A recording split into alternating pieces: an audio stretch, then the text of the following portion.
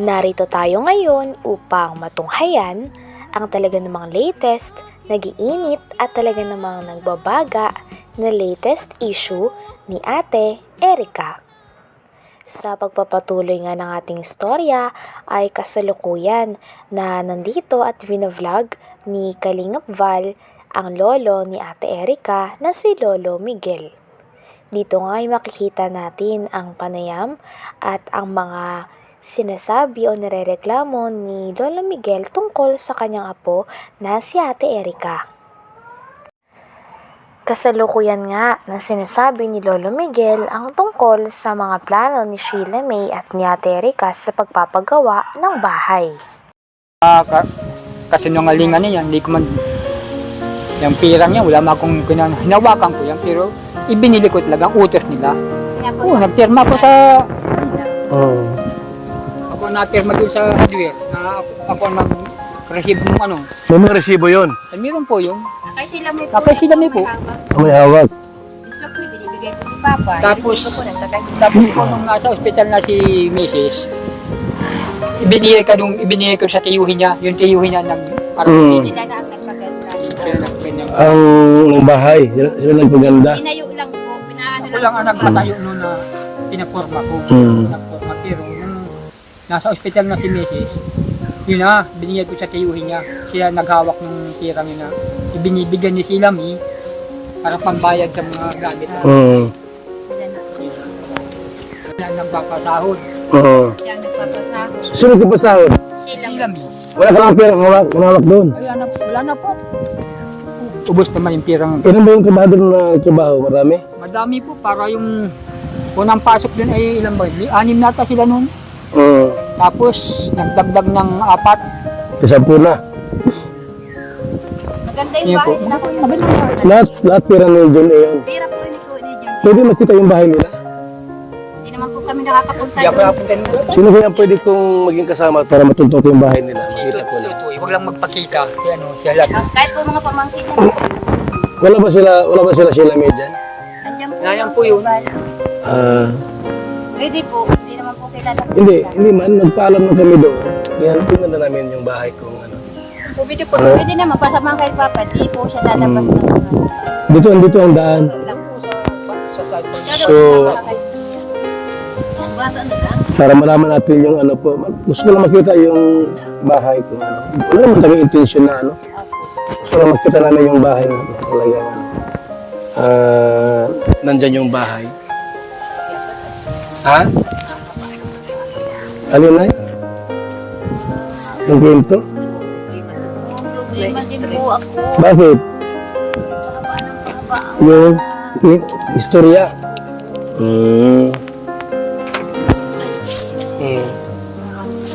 Na-stress din yung kapatid ko. Bakit? Dito din ay may interview nga ang lola at ang iba pang kamag-anak ni Ate Erica.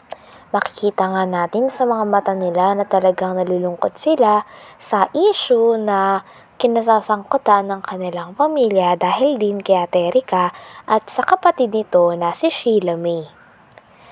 Dito nga ay magpapatunay na pagkatapos nga talaga nagkaroon ng bahay ni Ate Erica kasama ang kanyang kapatid na si Sheila May ay iniwan na lang daw talaga nila basta-basta ang kanilang pamilya, lolo at lola at mga kamag-anak na nagpalaki at nagpaaral sa kanila. Para makita namin yung bahay na talaga. Nandyan yung bahay. Ha? Alin na yun? Yung kwento? Problema din po ako. Bakit? Yung istorya.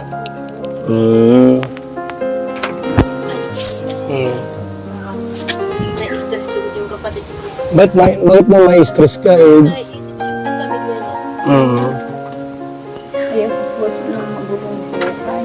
Yeah, oo nga. Kaya nga nagpunta ako dito at inayos natin kasi nga kung kayo lang po, wala kayong katulong. Logay kayo at sila, panay po sa social media. Ayan po si Mama, makapagsabi rin po yan. Sinisiraan kayo. Mga anak namin yan umpisa pa tulungan sila. Kaya lang itong nagkapira na, nakilaban. Huwag na ng ugali. Hindi na punta rito. Sila Sheila May at saka si Erika. Nag-birthday nga po yung kapatid ko, maski isa walang nakarating. Ayan po. Sino? Sila, may wala po nakarating. Sino nag-birthday? Ito nung ano, Nag-birthday kayo, Nay? February? February 10. Hindi ka pinuntahan dito? Lakman lang. Pero inaangkin nila na sila po ang nagpahanda kala mama. Oh. Coke lang daw po ang binili namin. Naghanda kayo, Nay? Kami po ang naganda. Kami po Kayo? ang nagluto. Nakatita ko po yung photo. Tapos, wala sila dito, hindi nagpunta. Oo, opo. Nag-alis na lang po kami, wala talaga nakarating maski isa. Grabe naman, ito na lang ang dalawin ang lola, di na magawa-gawa. Yan din sasama ng lupo ay, bakit pinabayaan nila yung nangatay pa yung mga sila no? Ang gandang samahan, tapos nagkaroon niya. Bakit ba yun ay nangyari sa inyo? Ba't ito parang nagkagulo-gulo na kayo? Dahil sa pera? Hindi naman po kami interesado po sa pera. Hindi naman po kami nag sa pera. Oo. Ang akin lang naman po kuya bali, yung kagaya po ng dati na ano po kami damay-damay pag ganyan nagkakaproblema kay mama. Pero sila po kasi nagpahawak sila sa pera, nag-iba yung ugali nila.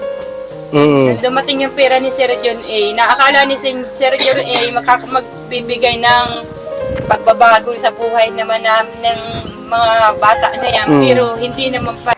Galing nga sa lola ni Ate Erika at sinabi nito na noong una daw ay okay pa naman daw sila Ate Erika at magaling at mabuti pakisamahan, ngunit simula nagkaroon na daw sila ng pera at dumating si Sir Jun A sa kanilang buhay ay nagbago daw ang ugali ng dalawa.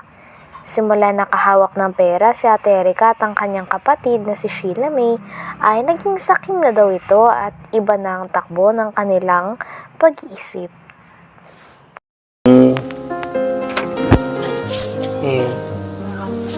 Na-stress din yung kapatid ko. Bakit mo may stress ka eh? Naisip siya ng pamilya niya. Ayaw ko po ng magulong buhay. Yeah, oo nga naman. Kaya nga nagpunta ako dito at inayos natin kasi nga kung kayo lang po, wala kayong katulong. Logi kayo ay at sila, panay po sa social media, Masaya samahan kasi rin. Ayan po si mama, makapagsabi rin po yan. sinisiraan kayo. Mga anak namin yan eh. Umpisa pa tulungan sila. Turulungan. Kaya lang itong nagkapira na nakilang Diba? Huwag na ng ugali. Hindi na punta rito. Sila Sheila May at saka si Erika. Nag-birthday nga po yung kapatid ko, maski isa walang nakarating. Ayan po. Sino? Sila, may wala po nakarating. Sino nag-birthday? Ito nung ano, Nag-birthday kayo, Nay? February? February 10. Hindi ka pinuntahan dito? Lakman lang. Pero inaangkin nila na sila po ang nagpahanda kala mama. Oh. Coke lang daw po ang binili namin. Naghanda kayo, Nay? Kami po ang naganda. Kami po Kayo? ang nagluto. Nakatita ko po yung photo. Tapos, wala sila dito, hindi nagpunta. Oo, opo. Nag-alis na lang po kami, wala talaga nakarating maski isa. Grabe naman, ito na lang ang dalawin ang lola, di na magawa-gawa. Yan din sasama ng lupo ay, bakit pinabayaan nila yung nangatay pa yung mga sila no? Ang gandang samahan, tapos nagkaroon niya. Bakit ba yun ay nangyari sa inyo? Ba't ito parang nagkagulo-gulo na kayo? Dahil sa pera? Hindi naman po kami interesado po sa pera. Hindi naman po kami nag sa pera. Oo. Ang akin lang naman po kuya bali, yung kagaya po ng dati na ano po kami damay-damay pag ganyan nagkakaproblema kay mama. Pero sila po kasi nagpahawak sila sa pera, nag-iba yung ugali nila. Nung dumating yung pera ni Sir John A, naakala ni Sir John A magbibigay ng pagbabago sa buhay naman ng mga bata na yan, pero hindi naman pala. Lalong napasama. Lalong lumala. Opo. Sila nga ang... Maigi na rin po na ano, mas maigi na rin po na mapanood rin po ito ni Sir John A. Yung nangyayari po dito sa amin. Talagang magka-Diyos siya, magka-tao. Dapat Hanggang dito na lamang muna ang ating napaka-latest, nag-iinit at talaga namang nagbabaga na issue ni Ate Erika kasama ang kanyang lolo at ang kanyang pamilya. Maraming salamat sa inyong panonood. Hanggang sa muli. Bye!